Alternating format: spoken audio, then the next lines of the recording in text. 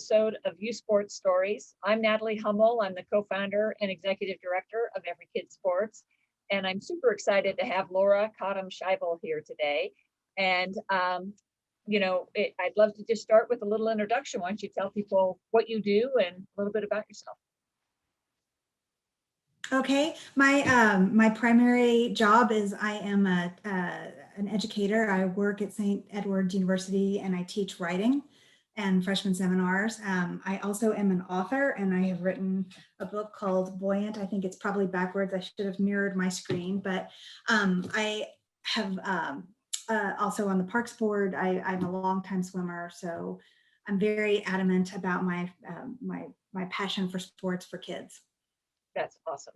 So with that, why don't you tell me a little bit about your youth sports stories? Like what sports did you play growing up and how did, just kind of what you did in sports throughout your life. So I'm old enough that back in the day, there were organized sports for girls, but I was not strongly encouraged to do a lot of that. I did do a lot of different things. I had tennis lessons, I had swimming lessons, which I went on to take lifeguarding, and I was lifeguard for 5 or 6 years. And I sailed with my dad. I tried playing basketball, but I got really frustrated because I liked the boys' version of the game. But at the time I was playing, they still had half court for women, which just made me angry. So I always enjoyed baseball. I picked up games. We had games in the park sometimes. And then I went on in, later years, I played on intramural sports in college and stuff like that with baseball and softball. So I kind of tried it all out. Yeah, that's awesome. I very similar to me. I played a ton of different sports, and anything that any pickup game that was going on or anything that tested my athleticism, I was all in for. So yeah, that's awesome. So one of the things I love to talk about on these shows is, what you learned participating in sports that now you still rely on, or that those life lessons that you learn from sport that carry on into your career in life. And as an educator and as a writer and just the different things that you're involved with, what are one or two of the things that you learned swimming or playing all those other sports that you still use today? I'd love to hear that. right. Well, I would say it had a bigger impact than I even knew at the time. And I still swim. I swim on an almost daily basis.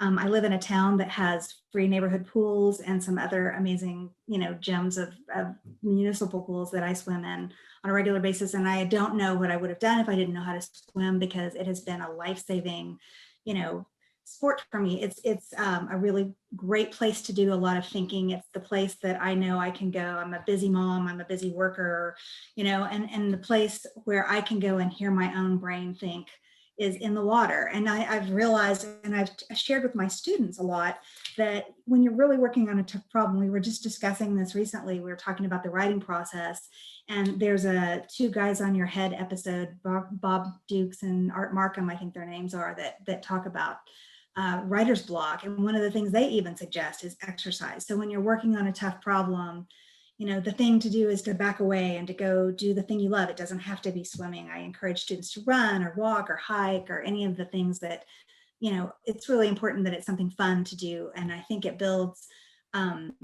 resilience to do those sorts of sports. And, it gives you a chance to step back and look at things with a refreshed attitude after you've been in the pool or on the trail.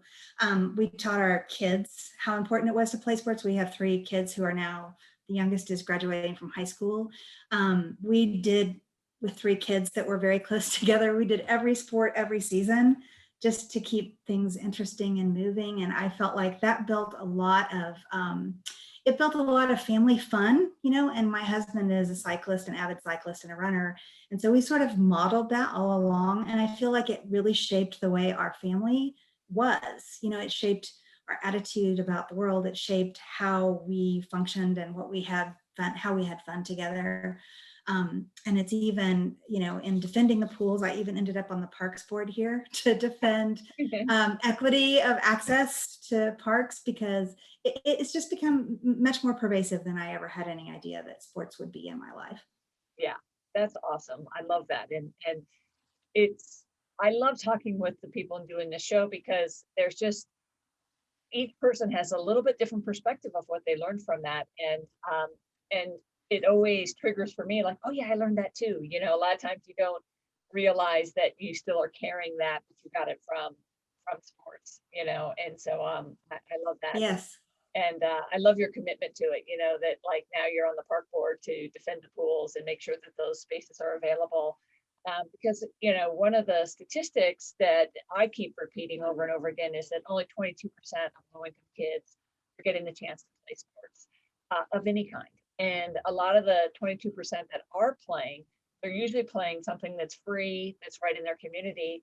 And it may not necessarily be the sport that they're most passionate about. It's just what happens to be available in their community. And a lot of times it's an abbreviated season. It may not even be like a regular full season of a sport. And so our goal here at Every Kid Sports is to give every kid the opportunity to play the sport that they want to play. And when I use the word sport, that doesn't mean it's a ball sport or a team sport. It's any physical activity. And what we really care about is that it's a sustained program, at least 6 weeks Right. long, where they're getting recurring interaction with whatever sport they're learning. So, I mean, we've funded marching band, we've done, swimming and gymnastics and, water polo and, you name it, we've funded it, martial arts and, every form of dance you can imagine, cheerleading, football, all the traditional ball sports. So, Yeah, I think it's really about what people enjoy, finding something that they can do that they're comfortable with. I think it builds a lot of self-confidence, and the literature actually shows how much self-confidence and self-esteem improves yeah, when kids are put in some sort of sports. And when I was writing my book, I had run into Wella Hardig is her last name, and she's the mother of Aaron and Haley Pearsall, both of who were Olympian, material and world leaders in swimming. And it was so interesting to hear their story because, she just wanted it to be fun. She wanted them to be busy, and she didn't have money as a single mother. And so she was trying to find ways. She started them at the Y, and they swam and, just for fun. And she was a runner. And I just think, learning from her story, I also was interested in the mental health aspects of what athletics can do for people. And we have 3 kids really close together, and one of them had a lot of trouble with anxiety and depression. And so I was really interested in Wella's story, and I took on the project because I saw that Wella had some mental health issues that she addressed this, through her running and her own swimming. And I talked to some specialists. One of the people that I talked to was a Dr. Tracy Greer, who is at University of Texas Health and Science Center in Dallas, who had worked with Dr. Trivedi as her colleague and some others to do studies on using exercise as a prescription for depression.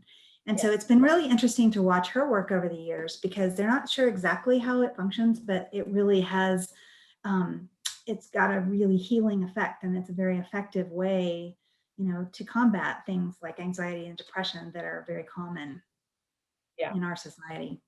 Yeah, I sports is such good medicine, and again, it doesn't have to necessarily be a competitive sport where you're competing. It's Right. just getting the physical activity and like you said, finding something that you love and that you enjoy and you think is fun. And for me, a lot of times it had to have that competition element because that's what built me up.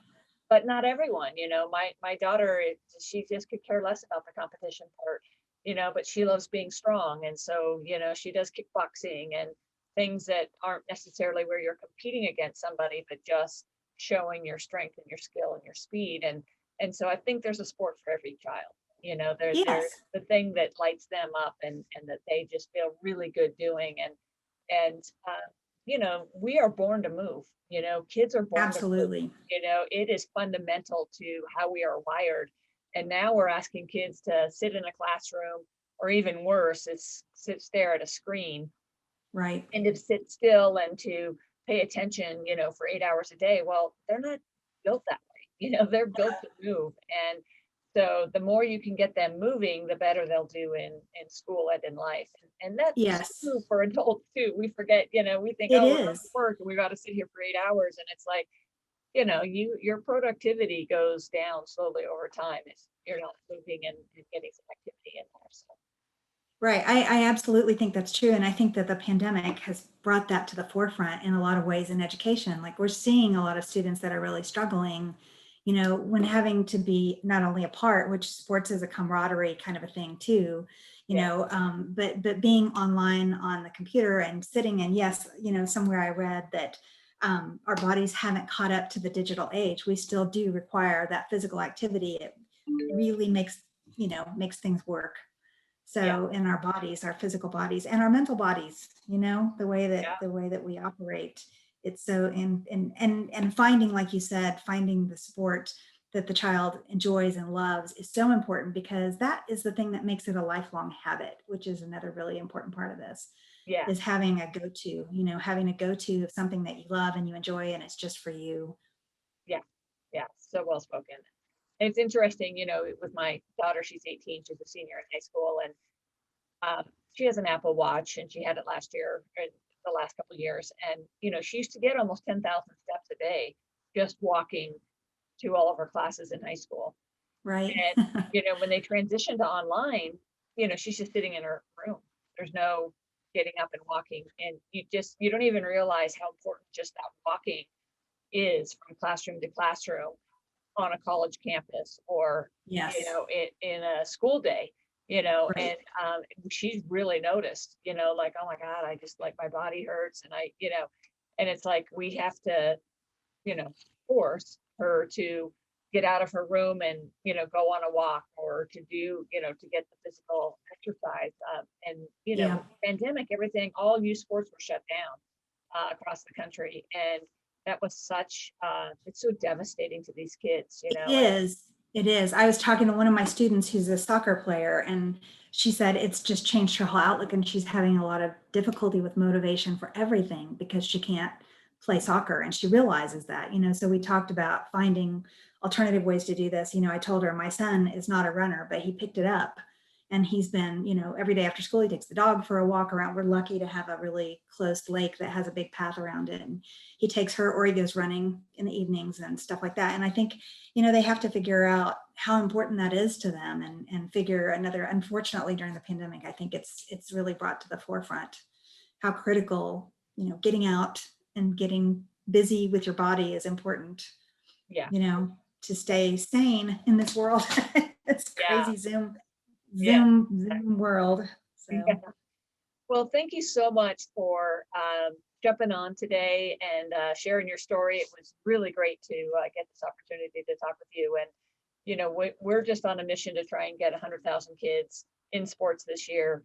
And getting the chance to talk with people like you that see the value of it is really important to me. So I really appreciate you giving me time today. well, thank you for having me. And I am grateful that somebody out there like you is doing this work. I think it's fabulous. And I feel in particular that the mission to find the people it is expensive to play sports in some of the formal clubs and things. And I really admire what you're doing, trying to make this more equitable for everybody. I think that's an important thing. Thank So you so thank much. you. All right, great.